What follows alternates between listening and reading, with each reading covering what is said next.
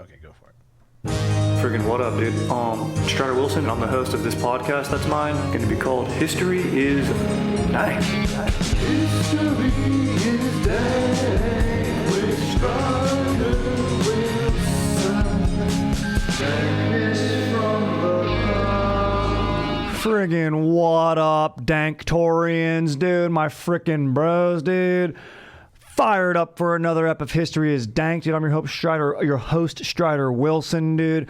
We got You're Aaron. also our hope. Thank you. I am your hope. I am your only hope to defeat the Empire. Yes, I am born. I am the one. Dude, enough of these the one stories. Do you like those stories in movies, Aaron? Are we tired of the one, dude? I mean, Star Wars, I love it. Matrix, I love it. Dune, I love it. I mean, it's hard to beat the one. It's like biblical. True. Like there's one. It's a story that's age old. It works. Speaking of the one, we got the one and only legend on the sticks. You, Aaron, dude. What up? What up? Dude, can I just tell you right now that I'm happy you're alive? And for reference, dude, yes. For reference, Aaron and I played in a golf tournament, dude, like true 1%ers yesterday on a Monday. Just being beasts, dude, and it was put on by ATC, and Netflix is a joke. It was super awesome, dude. We had a legit foursome, dude. Freaking me, Aaron, Chad, and JT. Me and Aaron were cart bros cruising around. Zach, the caddy, was an absolute ledge, dude, just housing a tall boy Stella. I mean, it was just a great day, dude. And but the thing is my drive was on. The rest of my game was not, but I had hubris and. Just to set the picture here, the tee box was back. We were like playing almost from the tips, but pretty far back. And this like cart path like happened to be like you park up front to the left, and like maybe like 30 yards in front of the tee box. And I was like ready to rock and roll. I don't know. I don't even remember what I was doing. I don't know. I was hanging out by the cart. Just think you were just checking for a tee or something in your bag, just living your life innocently, dude. And Chad and JT were just like pulling up, and I was like, dude, my drive's been on fire. This thing, you guys are to the left. Everything I do slices to the right. Like, I'm just going to fucking go ahead and whip this puppy. Like, it's all good. Like, there's like the odds of me going towards you guys is super low. So I go up and I absolutely fucking crank this ball, dude. And I pull the shit out of it, dude. And I'm not even kidding you. I'm lanky. It's just physics, dude. I whipped this ball. Probably, I don't know how fast golf balls travel, like 250 miles per hour, maybe 8 feet over Aaron's head. And I heard it go by. Yeah, bro. And then I heard the, whoa. Dude, I didn't even have time to say four. Literally it went, sailed, like hit the ball, dink, past Aaron, crack, straight into a tree. And then literally another dude on another hole goes, oh my God. And then Aaron's like, what? And JT's like, what the fuck? It was another caddy. Yeah. Oh yeah. It was another caddy. He's just like, he's shaking his head. He's like, and he's probably seen everything on the golf course. And he was like, that was one of the closest calls I've ever seen. That's probably that's the narrative that I'm putting in his dome. And yeah, dude. And I go, Aaron, I'm so sorry, dude. And you had a great line. You go, dude, I'm a father. Yeah. You got it. Yeah. Dude, I have responsibilities, bro. You can't kill me, dude. But dude, I've been like, so 1, I'm sorry. 2, 4. So I'm calling it now. A day later, buck short. Heads up. Yeah, dude. Hey, heads.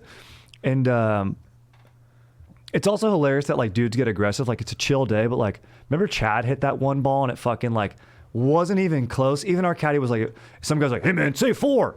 It like was not even close to them, dude. It like sailed over them. 70 feet in the air above them. Yeah, they were on the cart path and it like hit like the fringe of our fairway, like not even close to the cart path.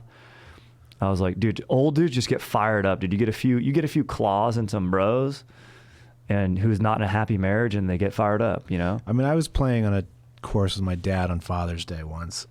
We were playing with this old guy as a threesome, and then there was like this group of like 5 or 6 guys in front of us, just slowing us down all fucking day. And we're maybe at the 9th or something like that. And I'm hitting the ball out of my shoes. I don't know why. Everything's going long, and I hit one off the tee, and it's just, they're on the green. It couldn't have been a long hole, but it bounces just before the green and it kind of stays off the green. Mm-hmm. These dudes are like, what the fuck? And they tell the like course marshal, and he comes over and talks to me. I'm just like, I'm sorry. Like, I have no idea. I'm hitting the ball farther than I've ever hit it in my life. Dude, that's exactly right. I thought about that. Dude, like if you... But they're also lagging. Like, yeah, these guys do need to hurry the hell up. There is something like that where like dudes do actually hit into dudes, but nah, you weren't trying to do that. Also, like sometimes you just get a hold of one. Like that ball that I pulled towards you, it would definitely be involuntary manslaughter because I suck. Like a good golfer is like, all right, maybe this guy has control. And they need to realize like, all right, is this guy really good? Has he hit into us at any other time? Like first shot, you just kind of wave like, hey man, friendly about it. So I don't get it, man. But literally, dude, I lost sleep over it. I was like, man, what if I killed Aaron, dude? What would I do? I was like, I would have to face like, I have to make all these tough, like I like really went down a strange thought pattern. It went so strange where I was like, I would need to escape into the metaverse, dude. Like I would just need to go. And then it made me realize, dude, I'm all for the metaverse right now, bro. Like people are averse to this thing. Like, how do you feel about the metaverse, Aaron? Oh, I don't know. I was just going back to what you were just saying though about the scenarios. Yeah, we were. I did a Patreon with Chad and JT just before I came here. Legit. And we were talking about it, and I was like, I think if I died, Bill would have stayed, and like Al would have cried. Like. Mm-hmm. There would have been a touching tribute at the luncheon. Yeah, like right before everyone housed their mini hot dogs, they'd be like, Aaron, producer of the podcast, been with AT since the beginning, and today he may have met his end. And even I'd be like, I'm sorry, dude, it was out of control, but does anyone know where I can get some deli mustard for this dog? Because I'm pretty much starving right now. Dude. And your dick would be out. Yo, my dick would definitely be out. Dude, yeah, that's the thing, Aaron. We were really sexually harassing you yesterday. I have to come full look at risk of canceling me. I was really sexually harassing Aaron a lot on the golf course yesterday, saying, "Hey," because there's an unwritten rule where if you don't get past the reds, you got to pull out your dong. So, but we're progressive guys. We don't play that way. We make each other show each other our butts, dude. Say, let me see your butt, and spread it, dude. And then we get to hit one drive at it, butts up style. Jesus Christ. Definitely don't want a hole in one there. Dude, yeah, you do. Yeah, exactly. No, believe me, I wouldn't be able to hit it freaking any times out of a million. But yeah, man, I'm glad you're alive, bro. I'm glad I don't have to go to the metaverse, even though I would, dude. Even though it's like, because look, dude, why are people against this, dude? If you're over 30, you know what you're going to achieve in your life. Like, everyone's worried, oh, I'm going to be Zuckerberg, like, we're going to be slaves to his thing, and we're going to just, like, live our lives to just put on this headset. It's like, do we love our lives that much? Like, are you, like, we should have had to have put the work in, like, you needed to read a lot of books and worked really hard 10 years ago to, like, be a billionaire, and then get the benefits of being a billionaire, which is, like, probably just having a threesome in space. And it's like, you're not going to have a threesome in space. But in the metaverse, you can. So yeah, we should be all for this, dude. Like, that's what we need to be doing. You know what I mean? If it's all just for pleasure and stuff and leisure, sure. But I feel like there's people who are like, yeah, I'm going to get a job in the metaverse. I'm not for real estate in the metaverse. It's like, no. That's using it wrong, dude. It's got to just be for pleasure. Dude, I don't want any of these schmoles being like, charging you extra meta tokens or whatever it is to do stuff like that. No, it needs to be like, you sign in, you're good to go. Like, that's how I'm envisioning this beautiful metaverse, dude. Like, why do I want to have two shitty lives? Why do I want to be low status virtually and here? It's like, no, I want to go to metaverse because there I can be like John McClane. I can kill terrorists and get my wife to love me. Whereas in real life, like, I'm an emotional terrorist and I can't even get my wife to talk to me. It just makes more sense. I mean, I don't know, man. People are worried about, but if it becomes this thing where, like, you have to work in the metaverse, like, what? Yeah, work virtually and in real life, dude. What? No, I don't want 2 jobs. I want no jobs, dude. I want to go post up and have, I don't know, man. People don't like that. Here's the sad truth, or not even the sad truth, the normal truth. People don't like us that much. Like, look at this pandemic. Like, companies don't have your back. By and large, we tolerate each other. That's what we're doing, And we don't even like our own selves that much. The only person who really likes themselves that much is probably Jared Leto, and that's weird. That's how that looks. Do you want to be Jared Leto? I mean, maybe you can in the metaverse. But all I'm saying is, dude, I'm all for putting on some goggles, killing some terrorists, and having a threesome with my wife, maybe 2 of my wives. Oh. You know what I mean? Double down. They could probably create that, you know, some interesting way in the metaverse. So other than that, dude, maybe you can have a threesome. You have to like move to the Dakotas, and you can be really free there or something. Probably, yeah, I mean, probably could get a threesome in the Dakotas. If you're like, oh, for sure. You know what I mean? But a threesome, there's hot tubs out there. Yeah, hell yeah. A threesome in the Dakotas might actually refer to how many teeth are shared among the people, not the amount of people. Sorry, that's mean. That's mean. That's mean. I take that shit back. That's true. I mean, you go to the Dakotas, the dentist is also their barber. Yeah, right. Hey, people are working 2 jobs. Get that guy to the freaking metaverse, dude. But I mean, like, if people point at like the metaverse and be like, it's like Ready Player One. It's like, oh yeah, you mean that dystopian future where we live in a virtual world because the rest of the world actually sucks because of pollution and global warming and see, that's a bummer, dude. Yeah, you didn't read the book clearly. I want it to be only Total Recall style, which still has for sure a dystopian element to it, but not totally. Because it's like, remember he like goes through that one booth area where people like having, or is that Fifth Element? What is that? When he like goes to it's kind of a seedy place. I mean, I both probably. Yeah, probably in both. I've only seen Fifth Element once. I didn't like it. You didn't like? I really like the Fifth Element. Fucking, I'm all about, dude. Here's the thing, dude. You don't like yourself that much? Go to the metaverse and be Bruce Willis, dude. Sure. Be Bruce Willis characters. John McClane, Corbin Dallas, the dude from The Last Boy Scout, the dude from freaking Tears of the Sun. So that's all I'm saying, dude. Yeah. All right, dude. Enough of that, dude. Let's get to it, dude. Let's just, let's talk about our topic today. And I'm fired up for today's topic because it's a heist. We're talking about a historical heist right now, dude. Ooh. Aaron, is there anything better than a heist? Is there anything better than just pulling off a mission with your boys, even if it's scoring that late night 30 rack, just getting on your skateboards, sharing a Sector 9 to go pick up whatever they got left at the store, even if it's Michelob Ultras, coming back and then playing more Pong. I love group activities with the boys, dude. With anyone, dude. Threesomes in the metaverse, you know that. But today we're talking about the Great Locomotive Chase. Aaron, you ever heard of this? No. Okay.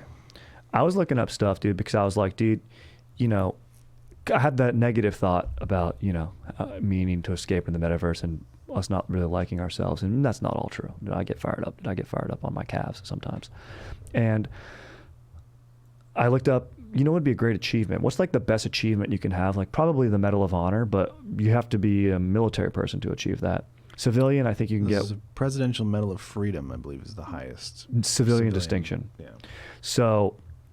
which too many people have gotten. That's what I mean. It's like kind of like at least like a participation trophy at this point a little bit, you know what I mean? Yeah. No, not really, but Medal of Honor, that's legit, dude. Totally. And I looked up who got the first Medal of Honor. And it was this dude who was a hero, but not even the biggest hero.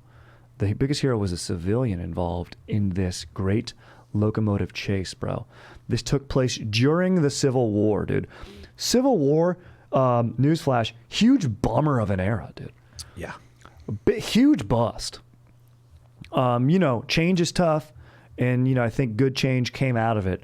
But a lot of factors, and people say we're still fighting this war today, and on different battlefields, and there's truth to that. And but this particular battle, or rather heist, called the Great Locomotive Chase, was pretty fucking sick. It involved tragedy for sure, and we'll get into that. But it took place on April 12th, 1862, right? Like I mentioned, during the American Civil War, which went from 61 to 65. And it's also called Andrews Raid, if you want to Google it and do any stuff. And that's after this dude, James J. Andrews, who's a civilian and is a freaking straight up ledge, dude. So this guy, he takes a group of disguised Union soldiers, dude, into the South, dude, right? Into south to this place called Big Shanty, dude, Kennesaw, Georgia, dude. And their goal is to heist a fucking train, dude. So not even a lot of the sickest heists from the Wild West involve dudes riding up on horses and taking gold or money from a train. These guys are going, no, dude, we're taking the train. That's pretty sick. Am I right, Aaron? Oh, yeah. I mean, I'm fired up. I don't know what you're going to do with it, but sure. All right, baby. Well, let me tell you. That's exactly right, dude. And even in this, I don't want to give any spoilers because it's a great story. This could be a movie.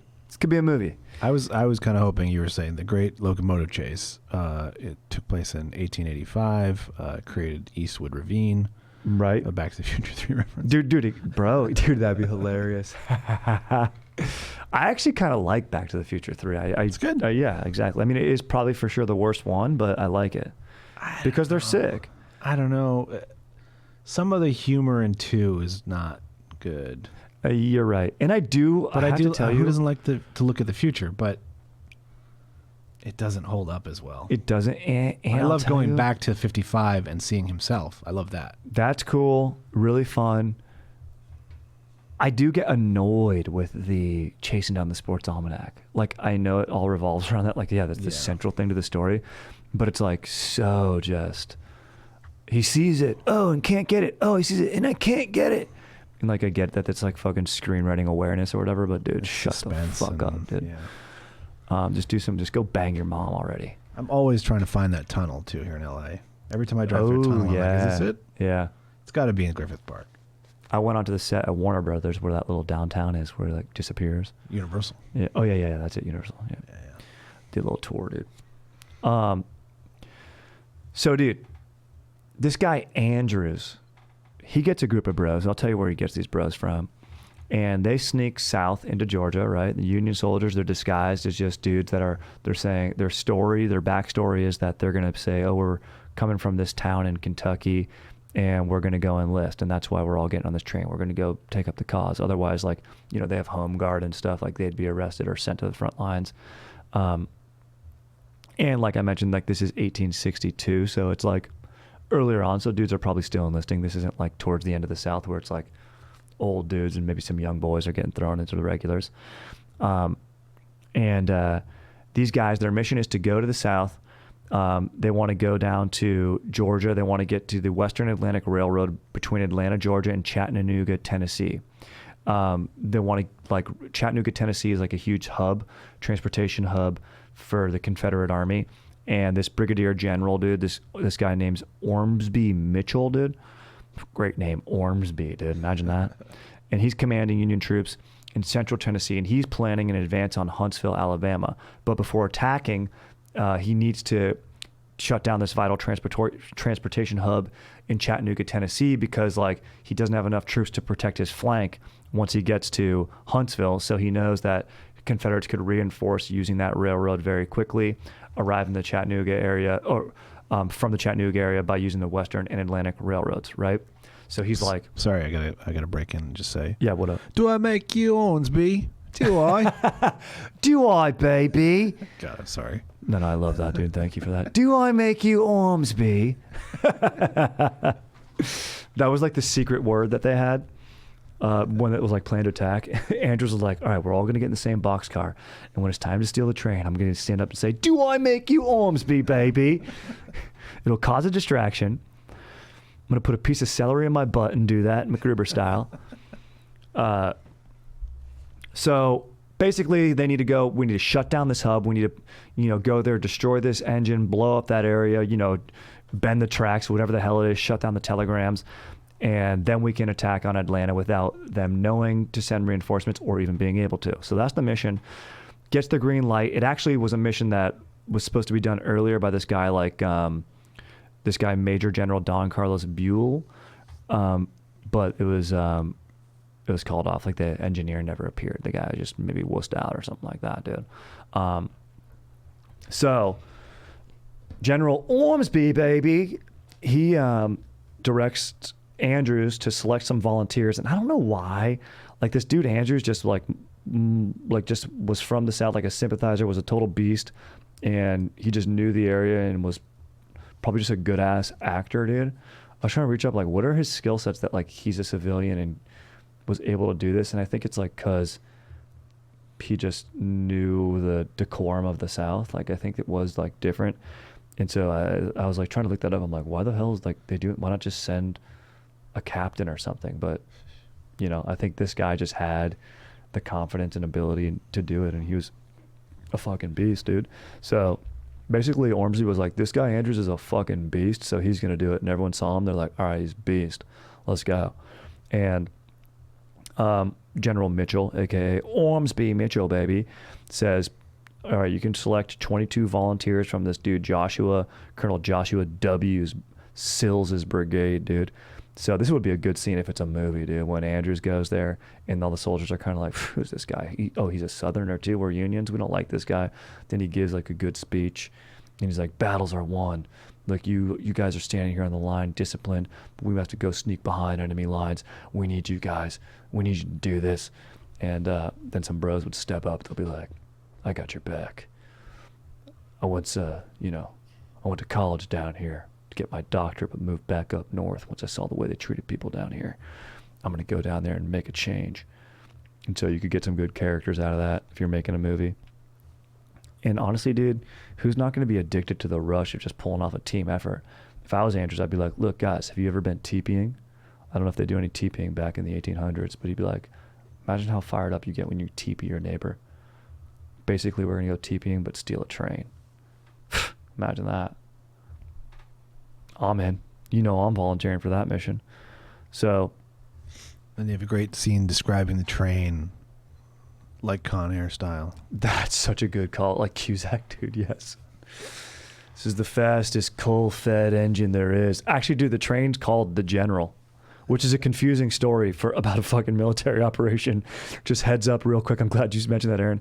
When I refer to the General, I know Ormsby is the only general I'm going to mention. If I say the General from here on out, it's a train. That's what the name of it. Look, because this train's called the General. It's elite. It's got 5 foot long wheels. You know what's 5 feet long? A baby great white shark. Sir, why are you comparing a shark to a train wheel? Shut the fuck up. It's a great white shark. You get under. It's got enough force to mow through the White House. Sir, the White House isn't built yet. Shut up. Shut up. It's got so much smoke coming out there in embers that it could burn down the entire Great Plains. Sir, but what about global warming? Shut up. That doesn't exist yet. Shut up. That'd be so sick. Dude, how would you can explain it Con Air style? Yeah, it's just like all the attributes, like the fastest engine on... Fastest engine on the Western continent. It's an Italian engine. There's like these safety features or whatever, or these locks you got to break or something. Yeah, exactly.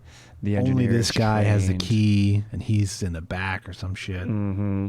It's so hot in there, actually. Like, you don't notice it, but when you're next to that coal fire, it's like being in a pizza oven. You have to wear this special this special mitt even to change the gears, otherwise your hand burns off. Then, of course, later in the movie, he's going to have to change the gears without the glove. Save the fucking day. Yeah, bro. That's such a good call, Aaron. I wonder if that's the same train from the Buster Keaton movie, The General. Dude, what happened in the Buster Keaton movie? No idea. I haven't seen it, but I know it's famous. Dude, it could be about this story, bro. Yeah. Maybe that's... I'll look it up. Yeah, maybe that's something we got to check out, because that sounds exactly right. Because literally, like, I was reading the story, and I'm like, this is a fucking movie, dude. Like, there's no way this isn't a movie. It should be. And that makes sense. Well, if it is, it's right for a remake. It is right for a remake, you're right. So Andrews and his crew of 22 it is. dudes. Holy shit. Yeah. Is it really? Yeah. There you go, dude. It had to be a movie. And when did that movie come out? I mean, Buster Keaton. 26. Yeah, there you go, exactly. So, and that was after, I think, one of the last dudes that was involved in this died. No, I think it's told from the South. It's told from the Southern perspective? Buster Keaton's a Confederate. He's a guy named Fuller. Does he play Fuller?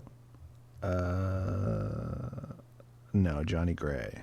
Okay. There is Captain Anderson. Okay. Yeah, maybe they changed some of the names. Maybe they did that for, whatever. 1920s. I mean, hey, in the 20s was the rise of the KKK, and it was a very racist era. So he must single-handedly recapture the locomotive after it's being seized by the Union spies. So he plays the guy Fuller, who that character is based on a dude named Fuller who's about to come up right now. And so, dude, that's hilarious. He can told from the perspective of the South, and that could be a spoiler of what's going to happen. So if you, I'm going to go through this because there is a tragic end here, but it's not all bad. But here, we're just getting into our story, baby. So you got fucking Andrews and his boys cruising south. There's 3 engineers who are trained, who know how to operate it, plus the 22 volunteers cruising down. He's like, look, we're all going to meet on April 11th. That's when this operation begins. We've got our tickets. We're going to board early in the morning. And they're just going to get down at this big shanties where the station is. I mean, perfect name. And while the real crew's out eating breakfast, this guy, Captain Fuller, or whatever, are eating breakfast, they're all going to board onto the train and in the same car so they can make moves and coordinate and go. The operation actually gets delayed. Remember I mentioned April 12th is when it starts. But they were delayed due to heavy rains. And remember that's important for the story. Remember that there was heavy rains, delayed their operation. But they get in there, they see them eating breakfast. Andrews is like, boom, baby, let's go. They uncouple some cars. They keep like a couple cars attached to the general. They jack the general and they start pulling away. No one's really noticing anything. And then the dude Fuller's eating his breakfast and he's like, what the fuck? I drive that train, dude. That's not supposed to move in without me. But he keeps going, and then they cut the telegraph lines to the next station, so they weren't able to communicate to the next station. So they get away, and they start cruising, dude. They're freaking going on, and the guy's name's William Fuller, who's after this. Fuller begins to organize a pursuit up the line, and Andrew and his men were nearing this place called Moon Station. They cut nearby a telegraph line, like I mentioned. So he's directing engineers to move at a normal speed. So like you would think they would want to like race away, but he didn't want to raise any attention. Like he wanted to operate as if this was like normal operating stuff and be normal. So they pass through like 2 stations normally, Ackworth and Allatoona, just kind of going at a regular rate. And, you know, the train's cruising along, but if it stops, and it takes a while to get going. So if you're going by horseback and it's like, you organize it relatively quickly, and the fact that Fuller recognized it right away, they kind of got a good jump on him. It's a pretty tight chase. And the fact that Andrews chooses to be discreet rather than really get out ahead does kind of come back to bite him, but not bite him as bad as another move that he makes. While they get through these 2 tracks, then they stop and they're like, all right, dude, we need to start fucking up some tracks. We got this train, let's go. They remove like a section of the track, put it in one of their boxcars, and they start crossing like this, and doing okay and cutting the lines and everything. Meanwhile, fucking Fuller reaches another track, gets like another locomotive, puts it on another line. Like the guy's like reversing and fucking forwarding trains like a beast over here, dude, like switching out locomotives. The closer he gets, like it's truly unbelievable what this guy's doing. Like, he's a very capable dude. He must be like the best train engineer in the world. So pretty much this plan works despite this guy's the big freaking foible here. And he like gets the locomotive called Yona, which is on like a spur line running nearby ironworks. So sorry, this isn't forward. This is back to Andrews. So they're coming up on this wooden railroad bridge over Etowah, and it's one of their targets. They're like, we want to destroy this bridge. You take out the bridges, like that's going to be really big. Then removing tracks, like, yeah, that slows them down, but you can replace the tracks. But if you take out the bridge, they're kind of fucked. But Andrews sees some guys nearby, and some soldiers, like, you know, like I mentioned, doing ironworks. And despite this bridge being a target of the raid, he doesn't want to take the fight and risk the men's lives. He's like, look, we can maybe destroy some targets farther down the line. Let's just get through here. We need to get a little bit of space out ahead. So they probably should have taken that fight. Maybe they would have lost some men. Maybe they would have lost the whole mission. But he decides to live and fight another day. They're cruising. Meanwhile, I kind of jumped ahead, but Fuller and his dudes get like a hand car. So like one of those things where it looks like you're like drilling yourself, you know what I mean? Like the other dude, and they're like pumping their way down the tracks with a hand cart at this point. Then they find like another engine. Fuller finds an engine, like gets it on the track, reverses shit, like uncoupling shit, and fucking starts taking off, chasing them as fast as he can, like pulling no cars or anything. Andrews is cutting telegraph lines like as he cruises through other stations, dude. Calhoun, and then he gets to this Ostunalua bridge, dude. Don't know how to say that. Probably just like, do I make you Army bridge? The Ustanuala bridge, dude. It's a big wood bridge. They've got a boxcar with them. They go, this is a bridge that we do need to destroy. There's not any bros around. This is one of our targets. So they start throwing shit on the tracks to like slow them down because they know that other train's coming. You know, you can see smoke and stuff. And fucking, they take one of the boxcars, they set it on fire, and they're hoping that the embers go up and catch the whole bridge on fire. It's a big wooden structure, right? They're pouring gasoline everywhere. But the rains, the heavy rains that I mentioned earlier, kept that bridge from catching a blaze. Really fucked them. They got unlucky with that rain. They probably should have called off the whole operation, but they were Jones and itching to go. You know, the engineers showed up this time. Freaking Fuller just keeps on cruising, barreling down the line, mows through that boxcar, you know, burned remains. They do have to stop with the tracks that removed and like some other stuff, like slowed them down a little bit, but really they just keep catching up. They get past that bridge.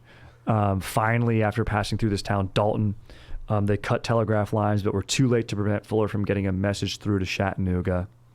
So they're racing through an area called Tunnel Hills. Andrews was unable to stop Fuller. They finally just go, you know what, dude, we got to bail. They're kind of getting close to like Texas at this point. They're like, dude, like, and just keep going. And Fuller just keeps pursuing them. The guy's a beast, dude. Just doesn't even care. He's got a mission, dude. And in the movie, it's his girlfriend's on board. They really took a lot of liberties Buster here. Keaton movie. Yeah. I mean, you know, she could have been part of the crew, you know, help them disguise or get on board. I mean, I like that Hollywood angle, you know. Hell, maybe, you know. Well, again, they're on the wrong side. They're on the south side. Oh, this is the south, so yes. He's just trying to impress her the whole time. He's like, babe, isn't this cool? Yeah. Look what I'm doing. Do you see me back up that locomotive? It's incredible. It literally, it's part of the thing. Like, she wants him to join the Confederacy, and he's like too good of an engineer. Dude, he really is the best engineer. She doesn't respect him for that. He is the best engineer ever, dude. And she really wants him to join the Confederacy? Yeah. Dude, amazing, bro. Oh, man, that's gold. Wow. So fucking Fuller's a beast, like we just mentioned, dude, who's got a legit GF. So that's tight. Even though she's pressuring him the wrong way, dude, maybe a little bit of pressure is good. And like, you know, we just mentioned Fuller's a beast engineer. He catches up. The mission is like at this point lost. I mean, they successfully jacked the locomotive, but you know, Chattanooga, they weren't able to destroy anything there or destroy any of the bridges. So they did a little damage to the tracks. And at this point they're like, look, dude, we got to bounce. So they get off the train and all the guys are like, let's go different ways. So it'll be harder to track us, get back to where you can. And then over the course of like that next week or two, everybody gets captured. They get put into a Confederate prison camp. They were tried under like a military consul and like, you know, espionage, treason or whatever, according to that state or whatever. 7, Andrews was found guilty. He gets hanged in Atlanta on June 7th. 7 others were later tried and hanged on June 18th. Of the remainder, 8 who were concerned about meeting a similar fate successfully escaped. And then those who remained in Confederate custody were exchanged as prisoners of war on March 17th, 1863. And then this goes back to the Medal of Honor stuff.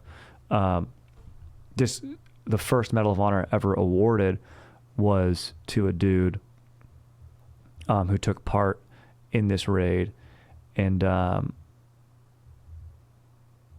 Jacob Wilson Parrott is his name.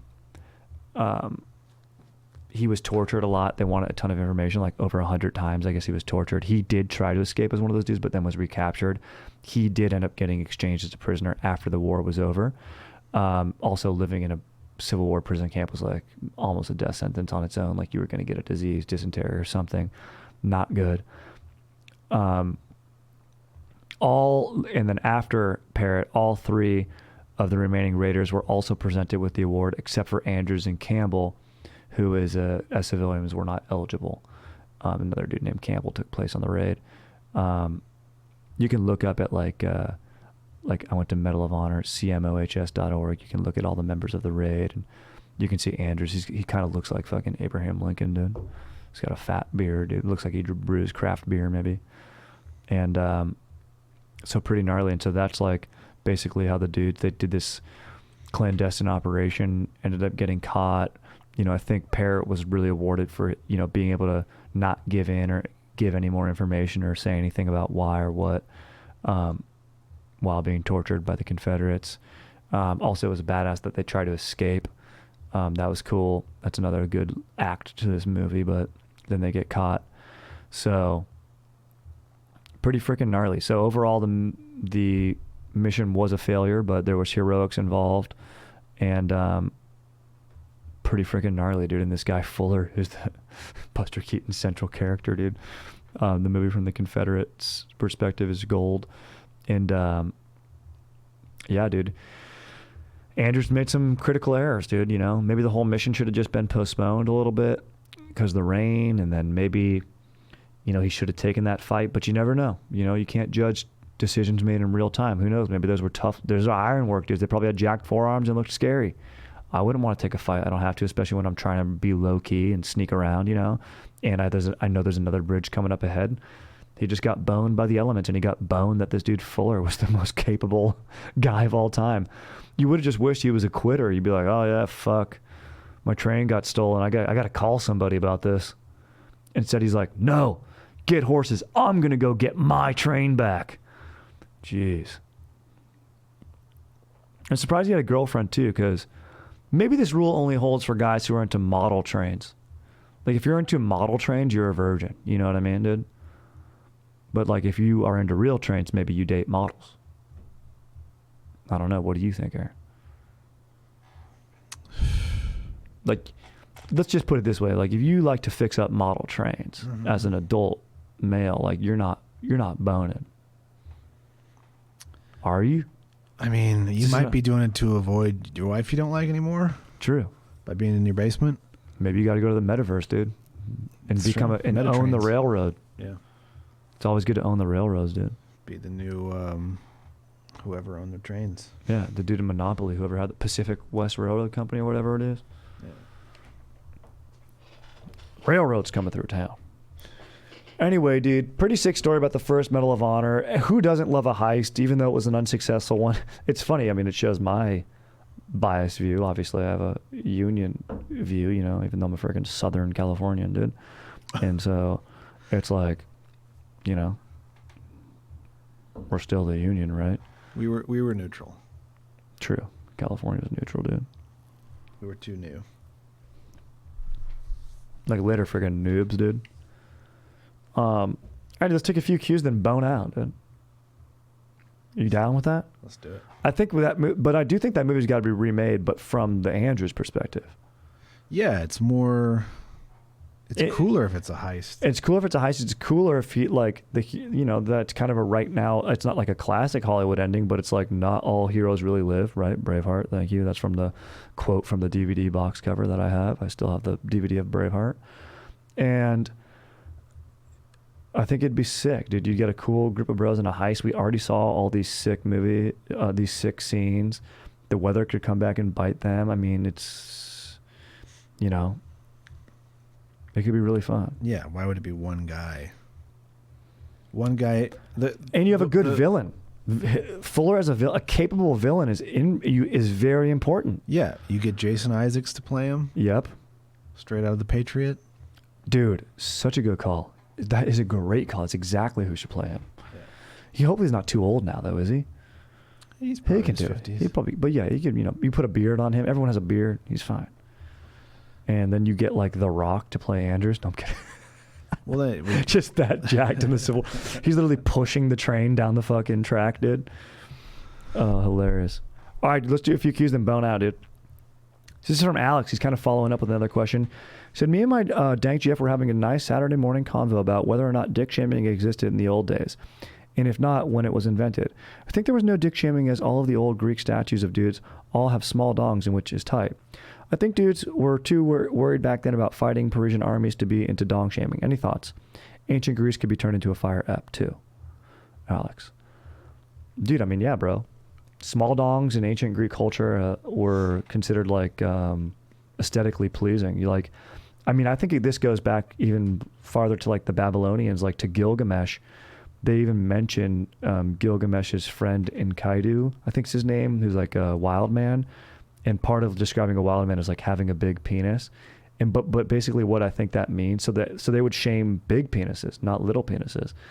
And so maybe the small dong shame that exists today is, you know, subconscious retribution.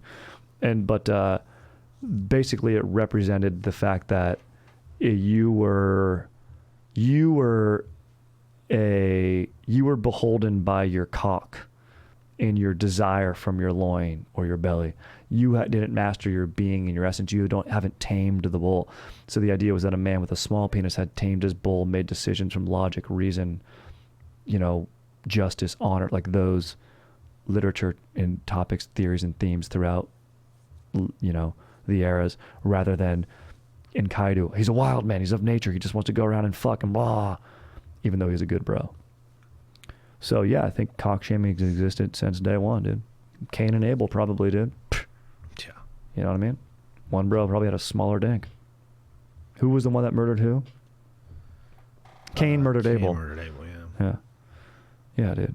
Because freaking Cain wasn't able to deal with the fact that he had a small dink, and that's what we have to go with. Go out there and make sure that it's okay to know that you have a small dink and be, no matter what size your dink is, yeah? Let's do one more. It's from Connor, dude. What up, Strider, dude? Went paintballing and got stoked on it. Want to invest in the sport. Any tips? Late.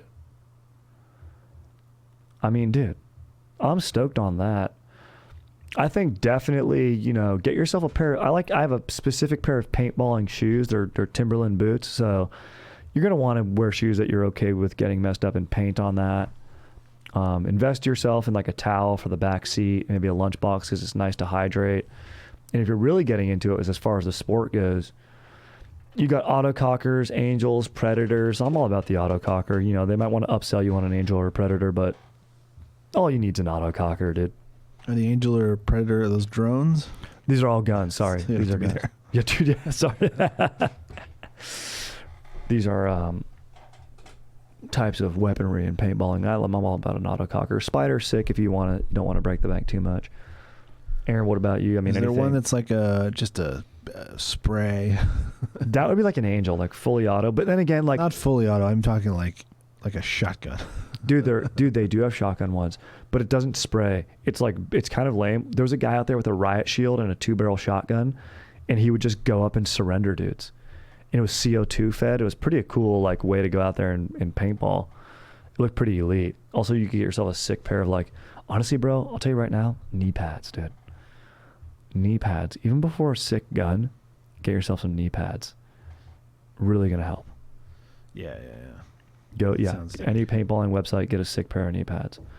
And if you want, like some gloves are cool because it does hurt to get hit in the hands. Other than that, you're fine.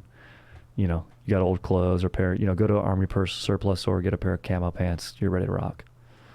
You can go out there in a t-shirt. You know. But I'm fired up for you, dude. It's great to have a hobby, good sport. You know what I mean? Sport, something like you look forward to doing on the weekend, can get into with the boys, or that you just love doing on your own. That's great. So, yeah. Stoked for you, Connor. You just shoot random dudes. It's a great way to take out stress, especially when it's a teenage kid, dude. I just love to shoot because they bully me. And so it's just great for me to go out there and get my retribution in a safe, socially acceptable setting. So yeah, fired up, dude. Great episode. All stoked on heists, dude. Aaron, you're a freaking ledge, dude. Thanks for the on-the-spot research as always and being a freaking straight-up beast and for being alive and a good father, bro, husband, beast on the fucking sticks. Dude, questions, comments, concerns, shout-outs, whatever. StriderWilsonShreds@gmail.com. You leave a review, help the pod out, and check out the Patreon. I'm going to put out some weights and dates pretty soon on there. So stay stoked, guys, and I'll catch you on the friggin' next one. All right, sick.